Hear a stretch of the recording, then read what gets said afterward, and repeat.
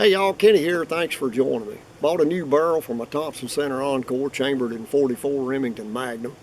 And I've been working up a hunting load for the rifle using a 240 grain XTP bullet and H110 powder. Now, I've used this bullet in my muzzle loader for quite a few years with good success. I use a charge of 100 grains of 777 to get just north of 1,700 feet per second. I found that deadly on deer. From 0 out to about 150 yards. The bullet has a pretty good BC for a 44 bullet at .205.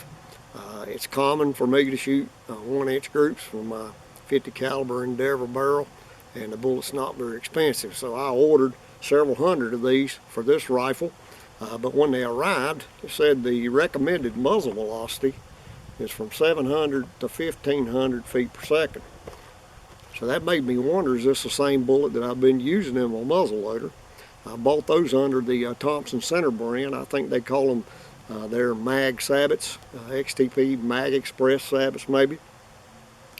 And so I took to the internet, tried to find some information about this bullet as to velocity, but that only served to concern me more, as there were some horror stories about using this bullet in a rifle. According to Hornady's website, their load data for this bullet calls for 24.8 grains of H110 for a max velocity of 1,800 feet per second in a 20-inch barrel. I'm shooting it in a 24-inch barrel, and I'm getting about 1,850. So I decided that maybe I should do a little test of some sort just to see how this bullet performs. I don't have any ballistic gel. I spent all my money on primers and hazmat fees, so I had to come up with something homegrown. Now, for years I've shot into a sand berm from 100 yards, and I found that to be a pretty good indicator of how a bullet would perform on a deer. But I'm not concerned about 100 yards because this bullet loses velocity so fast. I'm concerned about close range. So I took some old Cola jugs, I filled them with creek sand, and I fired this round into the sand at 1,850 feet per second. So here's that clip. So let's see what we have. Looks like I captured the bullet in jug number 1. So that already tells me this bullet probably separated. It did put a big dent in jug number 2. Let's see if we can find it.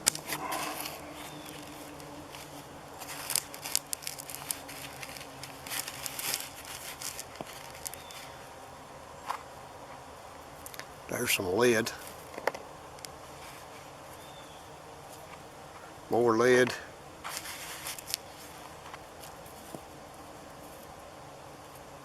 And there is the jacket. Looks like complete separation of the jacket from the core. Not so good. So that's clearly a failed bullet. No way I'm going to shoot an animal with that. So I started looking for an alternative to the XTP, and after a few days it occurred to me I don't even know if this test is valid, and the only way to know that is to fire a known good performing bullet into the sand and see how it does. So I chose the 150 grain Remington core lock bullet in 30-30 Winchester. It is the deadliest mushroom in the woods, says so on the box. I'm not going to argue with that because I've had good success with the core lock in any caliber that I've used it in. So again, from a distance of 20 yards, I fired the 30-30 into the sand, and here's a clip of that. So let's see how the 30-30 fared. I hit it high, so it should be easy to find. It didn't make it through the first jug either. That's surprising.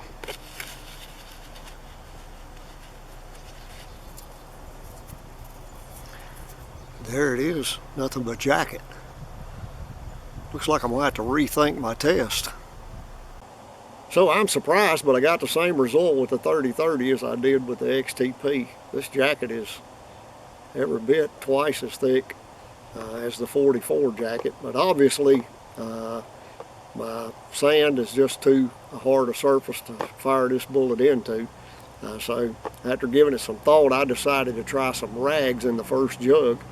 So I took some old rags, wet them, and packed them in the jug, and I fired another 30-30 round into the target, and here's a clip of that.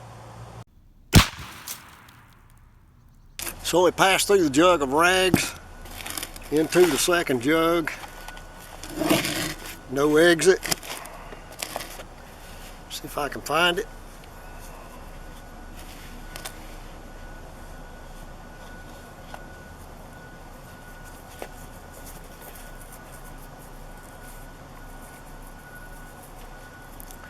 There it is.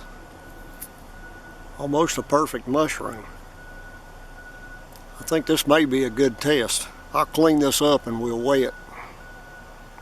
So I've cleaned up the bullet and weighed it. It weighs 111 grains. Lost a little less than 30% of its mass. I've recovered some 30-30 bullets from deer when they were shot lengthwise, and this is pretty representative of what those bullets look like. So I'm satisfied with my test. Now I just need to fire the 44 mag into the target and see how that does. So here's a clip of that.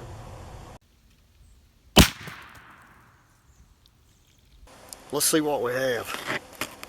Made it through the jug of rags. Made it into the second jug. And like the 30-30 bullet, that's where it was captured. See if I can find it.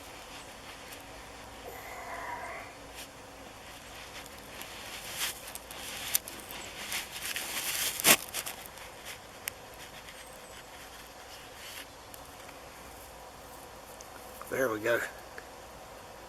Let's weigh that. So cleaned up, this bullet weighs 210 grains. It actually performed better than the 30-30, losing only about 15% of its mass. So I have no reservations at all about using this on a deer in this 44 mag rifle at 1850 feet per second.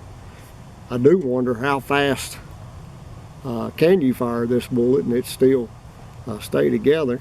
I can't go any faster in my 44 mag, but I looked at Western Powder's data for Blackhorn 209, and I saw that 120 grain charge of that powder in my muzzle loader would get me 2100 feet per second.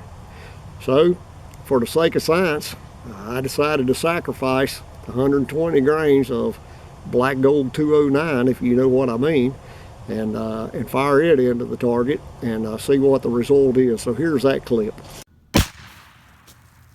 So I hit a little bit to the right. Hope that didn't mess up my test. There's the entrance. That's quite a hole. No exit. It's in this first jug. Let me see if I can find it.